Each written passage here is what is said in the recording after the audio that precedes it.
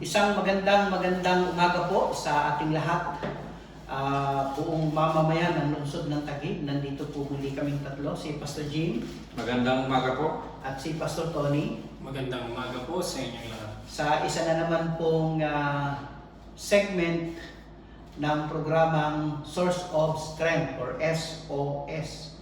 At dalangin po ng pamahalaang lungsod ng Taguig na patuloy po tayong makasumpong ng kalakasan at biyaya ng buhay sa pamamagitan po ng programang ito sa pakikinig at patuloy na pakikinig ng salita ng Diyos. Ganoon din, na patuloy po nating huwag makalimutan at laging naitutuon natin ang ating isip sa Panginoon na siya nagbibigay sa atin ng buhay, kalakasan, pag-iingat at ang lahat-lahat ng ating pangailangan. Sa pagkakataong ito, nais muna nating idulog sa Panginoon ng ating pag-aaral ng kanyang salita. Pastor Jim? Kami po, O Diyos, ay nagpapasalamat sa pribilehiyo na ipinagkakaloob mo sa amin na sa ganitong paraan mapaglingkuran ka namin, maibahagi ang iyong salita, maghatid at magbigay ng kalakasan sa lahat ng makakapanood, makikinig, at dalangin namin ang iyong gabay, ang maitaas lang ang Panginoong Hesukristo, mapagpala ang bawat isa kasama na ang aming lungsod sa pangalan ni Jesus. Amen. Amen. Sa pagkakataon po ito ay susubukan po naming magbigay ng serye, no? Magkakaduktong-duktong na mga pagbabahagi ng salita ng Diyos. Nahahanguin po mula sa aklat ng Juan, no? Book of John of the New Testament, no? Siya po yung ikaapat mula po doon kay Matthew. So Matthew, Mark, Luke, and John, yan po yung Gospels. Tinawag po itong Gospel dahil it's more than a history of the life and ministry of Jesus. It's also more than the biography of Jesus. So dahil po nung hindi nila ma-classify doon sa traditional way of classification, tinawag po ito ngayon na Gospels or Good News. The Good News according to Matthew, the Good News according to Mark, Good News according to Luke, and the Good News according to the Book of John. If we go bigger, ang Biblia po ay hinati sa dalawa, the Old Testament and the New Testament. The word testament is also the same as the word covenant. So, Old Covenant and the New Covenant. The Old Covenant, that is Genesis up to the book of Malachi. Yan po ay 39 na aklat. Yan po ay tungkol sa mga batas, kautusan. Mababasa nyo na rin po yan yung kwento ng kasaysayan ng bansang Israel mula sa simula. No? At pagdating naman po ng New Testament, makikita po natin yan ang pagpasok naman ng kapanganakan ng Panginoon at ang kanyang misyon kung bakit kinakailangan niyang pumunta rito.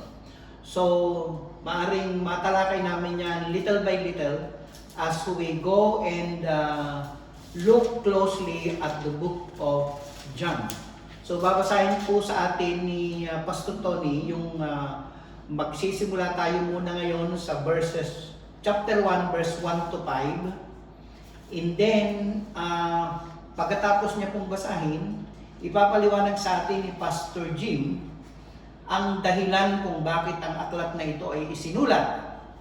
At pagkatapos, babalikan po natin si Pastor Tony para naman po ipakilala yung author kung sino itong John na ito. Okay? So, Pastor Tony, pwede bang pakibasa natin John chapter 1, verses 1 to 5. Sa wikang Tagalog, ganito po ang nakasaad sa Juan 1:1 hanggang 5. Nang pasimula ay naroon ng salita. Ang salita ay kasama ng Diyos at ang salita ay Diyos. Sa pasimula ay kasama siya ng Diyos. Nilikha ang lahat ng bagay sa pamamagitan niya at walang anumang nalikha nang hindi sa pamamagitan niya. Ang nilikha. Sa kanya ay may buhay, at ang buhay ang siyang ilaw ng sangkatauhan. Nagliwanag sa kadiliman ng ilaw, at hindi ito nag-api kailanman ng kadiliman. Okay, at Diyos ang magpala ng pagkabasa ng kanyang salita. Pastor Jim, pwede bang pakisaysay mo sa amin kung bakit isinulat ang aklat na ito? So simulan po natin ang pag-aaral sa aklat ni Juan doon sa hulihan. Mahalaga po kasing maalaman natin sa simula yung layunin, yung pakay, yung purpose kung bakit isinulat ang isang aklat. At ito po ay nasa John chapter 20 verse 30 and 31. Basahin ko po. And truly, Jesus did many other signs in the presence of his disciples, which are not written in this book.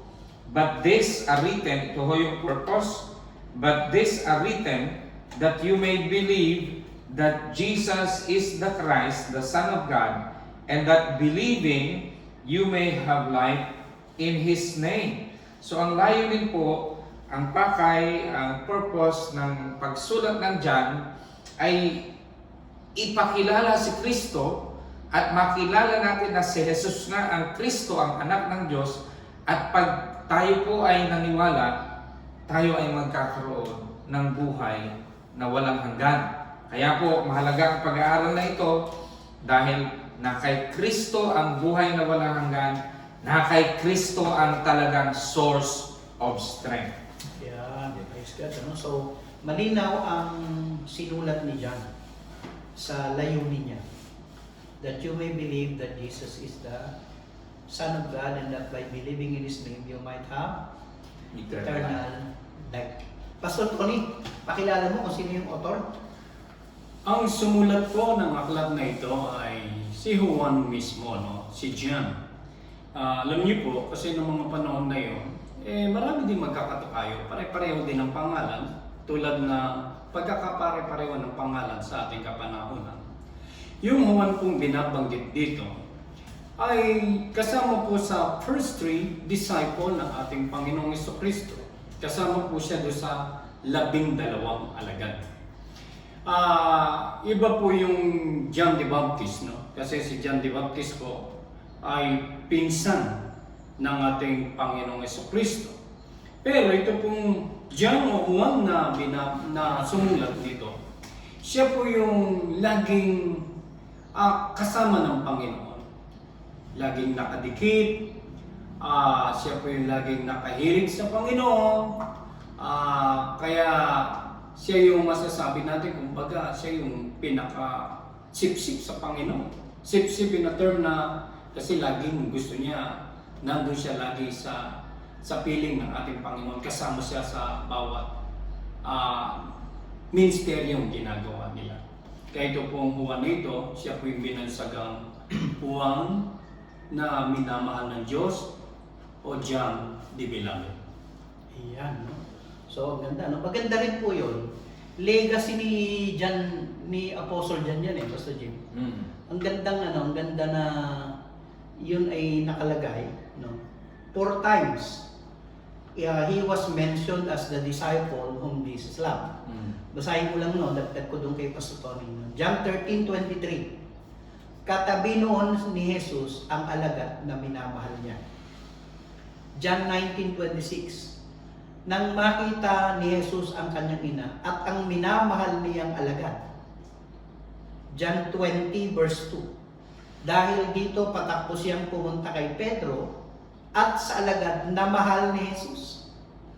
And in John 21:20, lumingin si Pedro at nakitang sumusunod ang alagad na minamahal ni Jesus, na siyang humilig sa dibdib ni Jesus nang sila'y naghahapunan at nagtanong, Panginoon, sino po ang magkakanulo sa inyo? Kaya maganda rin, maganda yung naging tatak ni John, John the Beloved.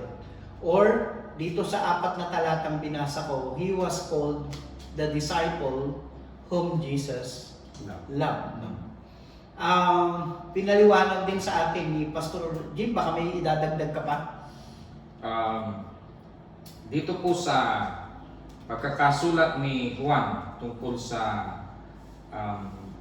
yung parang biography ng ating Panginoong Jesucristo, halos ang church po ay nasa mag-100 mag-iisang daang taon na in existence, no? At marami po ang nakapasok na mga katuruan na iba-iba at hindi sila magkasundo kung sino ba talaga si Kristo. Kaya ang Book of John ay pagpapakilala ni Juan kung sino talaga si Kristo. At dito po sa unang talata na binasa ni Pastor Tony ay ipinapakilala ng malinaw na malinaw ni Juan kung sino talaga si Kristo. Na si Kristo po ay Diyos. Good. Oh, may dagdag ka pa, Pastor Tony, doon sa binanggit niya? Bago tayo dumakot. Yun. Sa aklat na ito ni Juan, nililinaw po dito. Ito yung magandang talakayin, lalo na nga po sa mga nagpapasimula ng pagsasaliksik o pag-aaral ng salita ng Panginoon. Mainam po talaga dapat simulan natin sa aklat ng Juan. Kaya siguro Juan sa salita natin. Ano po? Importante po yan kasi dito po sa aklat ng Juan, inilalarawan talaga yung kanyang pagka-Diyos na mismo. Kaya sa inyo po mga baguhan, beginner na nagbabasa, nagsasaliksik ng salita ng Panginoon, marapat po ang aklat ng Juan ang una ninyong tunghayan. Yun. Okay. Linawin lang natin. Yung word na binabanggit po rito, in the beginning was the word. Yung word po dito, ang tinutukoy nito ay si Jesus Christ. Kasi doon sa verse 14. Oo, dahil matutunghayan natin sa verse 14 na ang salita ay nagkatawang tao. Ayun. Si Kristo po yun. Ayan. Okay. Sige. So, dahil napakabilis ng oras, idadagdag ko lang po itong nalalabi na ilang nakita ko dito. Basahin po natin. Ang sabi rito, yung word na yon ay kasama ng Diyos. Nakalagay dito sa verse 2. Sa pasimula ay kasama ng Diyos ang salita. Verse 3. Nilikha ang lahat ng bagay sa pamamagitan niya at walang anumang nalikha ng hindi sa pamamagitan niya. Una, Pastor Jim, Pastor Tony, dapat din nating makita na hindi lamang ang Panginoon Jesus ay Diyos. Na katulad ng binabanggit ng kapatid na Jim, no? Siya po ay manglilikhang Diyos. Siya ang creator. So, ang ibig sabihin nun, mahirap mong tawaging God ang isang hindi kayang manlikha. Dapat po, maunawaan natin na the God that we serve is a creator God. No? Siya po ay manlilikha. Hindi lamang siya manlilikha. Ang nakalagay ito, in Him was life. Manlilikha at nasa Kanya din ang buhay. So yung ating Diyos na sinasamba po ay manglilikha at may buhay. No? Kasi hindi ka pwedeng magbigay ng buhay kung ikaw mismo wala nang buhay. You can never create life if you yourself is not alive. Dito ang sabi rito, hindi lamang ang binabanggit dito at pinapaliwanag din dyan ay siya ay Diyos na manglilikha. Walang nalikha na hindi sa pamagitan niya. So kung ganun, hindi na pwedeng maglikha ng Diyos. Kasi siya ang lumikha ng lahat. Pangalawa, nasa Kanya ang buhay. Kaya maganda po dito sa pamagitan nito ay nasuri natin na itong Diyos na ito pala ay mayroong buhay. At ikatlo, ang sabi dyan, and the light was the light of men. Siya din po yung ilaw ng sanlibutan. Siya yung nagliliwanag sa kadiliman. Alam niyo, madalas nating nadidiliman ng isip mo. Kailangan magliwanag. Kasi kung ikaw ay naglakad sa dilim, mahirap po yun . Ikaw ay madalas matalisod, mabangga, whatever. Dito sa paglalakbay natin sa ibabaw ng lupa, Pastor Tony, mahalagang meron kang nasusundang liwanag. No? Yun yung nagbibigay sa iyo ng gabay na yung tinatahak mo baga. Nasa tamang landas ka ba o hindi? So tatlo yun na naidagdag ko dito sa unang bahagi ng ating pag-aaral, unang series natin. Pakiulit mo nga, Pastor Jim, yung sinabi mo tungkol sa kay Jesus? Banggitin ko lang, meron kasing nagsasabi na si Jesus Christ daw ay created being din lang. Ay ang tanong ko, ang sabi rito sa verse 3, siya ang lumikha ng lahat at lahat ay nalikha sa pamamagitan niya. So, alam namang likhain din niya yung sarili niya. Di ba? Kaya separate siya sa kanyang creation. Sa verse 1, in the beginning was the Word. Ano bang ibig sabihin nun? May simula ang Panginoon. Meron din kasing nagsabing gano'n eh. Pero hindi yun ang grammar eh. Yung ibig sabihin lang, nung nagsimula ang simula, na andoon na ang salita. So itong pangungusap kong ito ay nagpapatunay na si Jesus Christ ay pre-existent. Matanong lang kita, maputol kita doon. Kailan mo nagsimula sa Open Life? Anong year yun? Mga 1985. Nung 85. Nang pasimula ng Salt and Light, naroon si Jim. Yes. Ang ibig bang sabihin? Yun ba ang simula mo? Yun ba ang simula mo? Hindi, siyempre. Nandoon ka. Kaya nga nagawa mong likhay ng lahat. Kaya, Kasi walang nakalagay dito na ikaw, yun ang panahon ng pagsimula mo. O malayo naman po yun. So, yung pinaliwanag po sa atin ni Pastor Jim, yung pre-existence, ang ibig sabihin lang nun, before everything, Jesus was there. No? Before everything existed, Jesus was there. Yun nga ang sinasabi nila eh. Kahit nga dun sa dito nang galing, ang tanong saan nang galing yung ganitong galing dun? Ayun po yun. at kailan nagsimula yung simula? Yun ang magandang tanong. Kailan ba nagsimula yung simula? Wala tayong makita eh. Sa Genesis chapter 1, balik tayo yun ang simula eh. Ang Genesis, yun ang ibig sabihin ng Genesis, simula, di ba? Hindi, pero Pero itong gospel na ito, nagsimula in the beginning. Kaya nga. dito kasi, isa sa uniqueness ni John, while the three synoptic gospels, Matthew, Mark, and Luke are called synoptic. They almost, most of them have the same stories. You can find in Matthew, you can find in Mark and Luke. Marami ang nagsasabi na mukhang nagkopyahan ng materials yung tatlo. Ang structure ng presentation, pare-pareho. Ngayon, Naiiba ang dyan. Ngayon, si John started the genealogy of Jesus Christ. Actually, he started with God. Ito kasing yung Genesis account was the beginning of the story of man. Adam and Eve. Doon nagsimula yun. Pero itong simula dito, hindi ibig sabihin na yun ang simula ng lahat. Long before, God was already there. Diba? Yun po yung ibig sabihin. No? Hindi. When God created the heavens and the earth, nagsimula yung time. Yung heavens Yun and yung earth. simula. Ng In the heavens and beginning, earth. God created the heavens and the earth. Kaya, Yung heavens and earth. palagay ko, ito yung tinutukoy dito na simula. Na naando na ang salita. Nung simula ng heavens and earth, nandun na si Lord. Oo nga. Yun yun. Sa Genesis 1:1, in the beginning, God. Yun nakalito. Yun yun. So he was there. Kaya, Yung pre-existing parang niya. sinasabi rito, yung in the beginning was the word, makikita natin yung relasyon ng salita with time. No? In the beginning. Nung nagsimula yung simula, naando na ang Panginoon. Then yung next paraphrase, and the word was with God. Ito yung relasyon ng salita sa Diyos.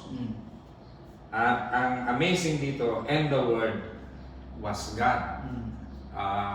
With God was God. Kaya, teka lang, ilang Diyos ba ang binabanggit dito? Baka malito kayo. Sige nga. Ako po ay naniniwala doon sa doctrine, kami po ay naniniwala sa doctrine ng Holy Trinity, although wala yung salitang yan sa Biblia, no? Yung salitang Trinity. Pero malinaw po sa Bible na si Kristo, the Word was with God, si Kristo, distinct, iba sa Diyos, no? Pero dito man ay sinasabi din that the Word is God. So ito ang isa sa basihan ng sinasabi natin, isa lang naman talaga ang Diyos. Pero He manifests Himself in 3 persons. So si Kristo Jesus ay Diyos din. Okay. Okay. So, sige po, no? Malagom lang natin and to make it relevant sa buhay natin, no? Una dito, makita po natin na yung sinasamba natin ng Diyos, wala pong simula, walang katapusan. Amen. Okay? I am the Alpha and the Omega, the beginning and the end. Actually nga, dito nga pinakikita po natin na itong Diyos na ating sinasamba na pinagmumulan ng ating pong strength ay the reason we can come to Him is because actually He has no beginning and He has no end. He is always there. At ang maganda nito, He is always waiting for us. He is just prayer away that we can come to Him. At binigyan tayo ng assurance ng Bible. Ang salita ng Diyos ang bigay sa atin ng katiyakan ng sino mang lalapit sa Kanya ay hindi niya itataboy. Huwag din natin kalilimutan na itong Diyos natin na sinasamba ay makapangyarihan. He is a creator God. In fact, He creates everything. Lahat nga walang nilikha na hindi sa mamagitan niya. What situation do you have that God cannot alter if God is a creator? So ano man po ang ating iniisip na kinalalagyang sitwasyon, God can always intervene because of that character that He has. That He can create anything. Third, in Him was life. Kung ang buhay po natin walang kabuhay-buhay, di lapit lang tayo kay Lord. Tayo nga po, gising tayo ng magang-maga, madaling araw, Pastor Tony, para lang maghanap buhay. Tapos gabing-gabi na tayo natutulog sa kahanap buhay. Pero sinasabi po ng banal na kasulatan, kung gusto po nating mahanap ang meaningful life, sa Panginoon tayo lumapit. Sapat, tama, sa magitan ng pagtatrabaho natin, sa hanap buhay, para masuportahan naman yung ating physical needs. Pero ang mahalaga naman po dito, yung buhay na galing sa Diyos. And lastly, yung gabay natin. In Him was life, and the life was the light. Yung liwanag, di ba? Yung liwanag ng salita ng Diyos, yung liwanag na nanggagaling sa Diyos, yun po ay tumutukoy din doon sa Kanyang patnubay sa atin. Masarap pong mabuhay kung alam mo na may backup ka at alam mo na sinasamahan ka at hindi ka pinababayaan ng Panginoon. Wala na akong pinakamasarap, kundi yung pwede mong maklaim that God never leaves you nor forsake you. At gusto po naming maniwala kaming tatlo na ang lungsod ng Taguig po, isa sa nakakatuwang ginagawa ng Panginoon sa atin dito sa lungsod, alam nating hindi tayo pinababayaan ng Panginoon. Amen. Panalangin po tayo.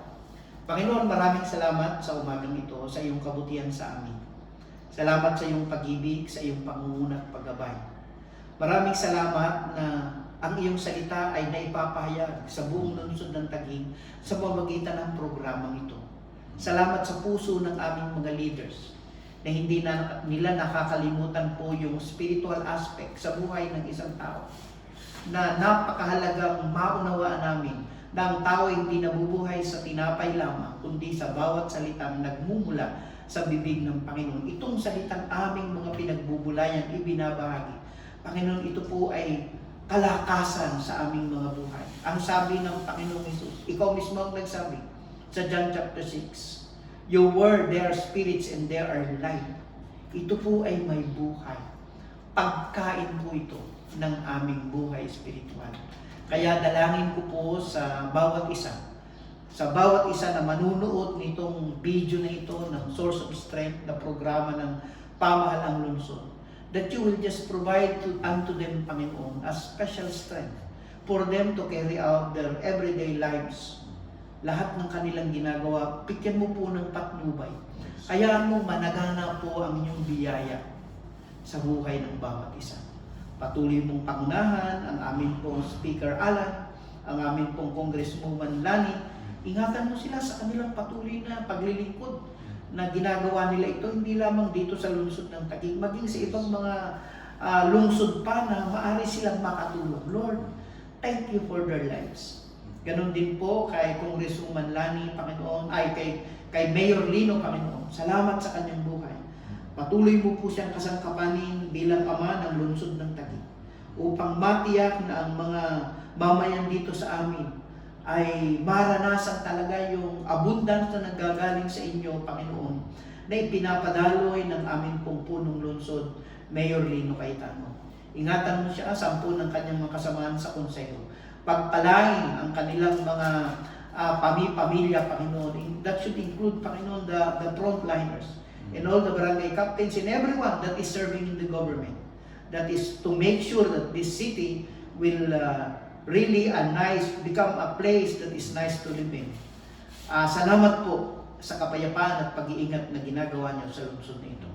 I declare the peace of God to reign upon our hearts. In Jesus' name, Amen.